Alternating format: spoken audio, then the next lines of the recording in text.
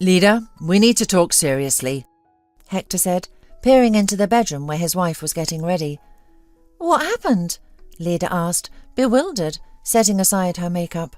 Hector sat down beside her and began speaking as if he had rehearsed the words many times. I won't beat around the bush.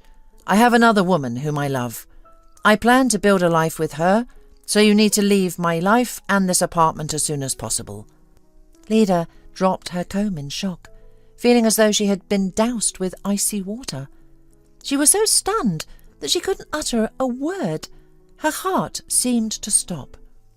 You're leaving me, she whispered, her voice trembling. You have someone else, and you're willing to throw away everything we have. Please, let's not make a scene, Hector replied coldly. I've made it clear that I have another woman and no longer need you. You should start packing your things now. So you're kicking me out of our home? Lida asked, tears streaming down her cheeks. This is my home, not yours, Hector stated firmly. Lida sobbed loudly, unable to contain her emotions. Let's sit down and talk about this calmly. Maybe there's something I can do to fix things. There's nothing to discuss. Pack your things and leave. I don't want to see you any more. But where will I go? You know, I have nowhere to go, Lida cried out. Find a place to stay. That's not my problem. I want you out of the apartment by tonight, Hector said, leaving the room. Lida collapsed onto the floor, her face buried in her hands as she wept. She felt as though a knife had been plunged into her back. After a few moments, she began to gather her belongings, her heart heavy with sorrow. She had been married to Hector for 6 years and truly loved him, believing him to be a worthy and loving husband. Their marriage had seemed strong and unbreakable, making his confession all the more shocking. Lida called a friend and asked if she could stay the night. With tears in her eyes and a broken heart, she left the apartment where she had spent 6 happy years, hoping until the last moment that Hector would stop her. But he didn't. Hector watched indifferently as Lida left, then went to the window to observe her departure. Soon she disappeared from his sight. Then the man, glowing with happiness, grabbed his phone and jumped out of the apartment, dialing the number of his mistress on the way. "Move in with me today," he said whilst walking along the street, his voice filled with excitement. "I've been waiting for this moment for so long. I don't want to waste another day without you." A motorcycle suddenly rounded the corner, striking Hector and sending him crashing to the ground, unconscious. Meanwhile, Lida took a taxi to her friend's apartment. Lena worked at the hospital and wasn't home that evening, but she had told Lida where to find the spare keys. Lida spent the night alone in her friend's apartment, her mind racing with thoughts of the previous evening's events. She couldn't sleep, her tears and anguish consuming her. At 9 a.m, Lida's phone rang. It was Lena. "Hey, Lena, when are you coming back? Please come soon, before I lose my mind," Lida pleaded. "Don't worry, I'll be there soon, but first, there's something I need to tell you," Lena said gently. "What is it?" Lida asked, her voice filled with fear. "Hector was brought to our hospital last night with severe injuries. He is in critical condition. He was hit by a motorcyclist." Lida was stunned by her friend's words. With a trembling voice, she began to ask Lena for details. Unable to bear it, she then dressed and went to the hospital to sort everything for herself. The resentment, pain of betrayal and anger all faded into the past, losing their power when her life was at stake. The life of the man she had spent 6 years with. Everything else seemed meaningless and empty. Hector was going through the emergency surgery at the moment. Lida saw a young, slender woman near the operating table and instantly knew she was Hector's mistress. Lida looked at her with unconcealed hatred and bitterness. After several agonizing hours, the doctor emerged from the operating room and addressed Lida. "We did everything we could. His life is no longer in danger, but he is in a stable yet critical condition. However, the spinal injury he sustained..." "What about my husband?" Leda cried out. "The injury is very severe. I'm afraid your husband won't be able to walk again." Hearing this, Leda burst into tears. The doctor tried to calm her, speaking of new technologies, rehabilitation courses, and the hope for a miracle, but Leda heard none of it. She wept bitterly, mourning the man she loved, who had become disabled in an instant. Leda saw mistress quickly leave after the doctor's words. She never returned to the hospital. Only Leda remained by Hector's side, shedding tears of despair and pain over her husband. Leda decided to return to her husband, despite him practically throwing her out and replacing her with another woman. She forgot her pride and resentment for the sake of the man she truly loved. "Don't make this mistake. Don't go back to him. He doesn't deserve it. How quickly you've forgotten what he did to you." Lena tried to dissuade her friend from her reckless plan. "Don't stop me. I must be by my husband's side in his time of need. Don't you understand? He needs me," Leda replied. "Let his precious mistress take care of him, the one he chose over you," Lena persisted. But Leda was resolute. She returned to her husband and began caring for him. After his discharge, she helped recover from the accident and learn to live anew. At first, her husband was entirely dependent on Leda, but she understood that such dependence would lead nowhere good. When he had recovered somewhat, she patiently and lovingly helped him relearn his body and see it in a new light.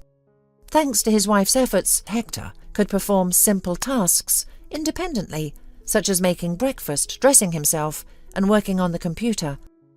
Leda used old connections to quickly secure disability benefits for Hector, ensuring he received government assistance and benefits.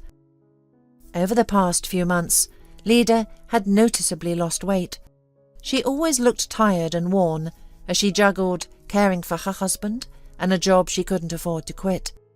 Leda endured not only the challenges of living with someone in a wheelchair, but also endless complaints, mood swings, and frequent outbursts. Hector, embittered by his fate, often took out his frustrations on his wife, who understood his emotional state and bore it all silently. "You don't care about me," Hector would shout. "You go to work just to avoid seeing me, to not be at home and take care of me. While you're out enjoying the big beautiful world, your husband is going crazy alone here. I'm nothing to you, nobody." "Stop!" Leda pleaded with her husband, tears streaming down her face. "How could you say this? I love you. I care for you." A year later, when Hector felt more confident, Nina re-entered their tumultuous life. Hector didn't hide the truth from Leda, bluntly informing her of the changes. Once again, he demanded that she leave. "Leda, you know I haven't felt anything for you in a long time. I love Nina. I want to share my life with her. She's ready to move in with me. You are the only obstacle. Leda, leave and live your own life. Let me be happy with the one I love," Hector said. Leda couldn't believe her ears. She never expected to find herself in the same situation as a year ago. The husband for whom she had sacrificed so much and done so much for wanted to cast her aside again. This time, Leda didn't beg him to reconsider. She silently packed her things and left. Too ashamed to go to her friend's place, Leda went to her workplace, where she thought only an elderly security guard was present. She entered her office and wept loudly. She was startled when the door opened and her boss, Evan, stood in the doorway. Leda quickly composed herself and wiped away her tears. "I'm sorry, I was just—" "Leda, what's wrong? Has someone upset you?" the concerned man asked. Leda felt the need to confide in someone, so she shared her story with Evan, forgetting about work and the fact that he was her boss. Evan had always been kind to her, and she sensed his affection. His meaningful glances and attentive behaviour over the past 6 months hinted at his feelings, But Leda had never imagined herself with him. Her duty to her husband had always come first. After her candid conversation with Evan, Leda filed for divorce and soon ended her marriage to the man who had caused her so much pain. She began to see Evan not just as her boss, but as an attractive and charming man with whom she enjoyed spending time. A few months later, Leda moved in with Evan, and 2 weeks after that, they were married. For the first time, she felt truly loved and happy. She blossomed, becoming even more beautiful, and 9 months later she gave birth to their long-awaited son. Leda found peace and happiness in her new life, putting her painful past behind her. However, 5 years later, the past resurfaced. Evan's company was conducting a charity event to help people with disabilities, and Leda visited a care home with her colleagues. There she unexpectedly encountered Hector. As she spoke on behalf of the company, Hector listened intently, admiring his former wife. He seized the moment to speak with her privately. "Hello, Leda," he said. "I'm so happy to see you." "Hello," she replied, her voice trembling as she felt genuine pity for her ex-husband, now a resident of the care home. "You must be surprised to see me here," Hector said. "Honestly, yes. I thought you were living happily with Nina." "No. It turned out she was only interested in my apartment. She planned everything when she found out I was in a wheelchair. She convinced me to transfer the apartment to her, promising that I would get another one from the charity. I believed her and ended up with nothing. But I have no one to blame but myself. I made a mistake, and now I'm paying for it. My life is just memories. I think of you and our happy days together every day. I regret how cruelly I treated you. You accepted me in my helpless state, and I cast you aside if only I could make things right. Please, give me another chance. I would like us to be together again, like before."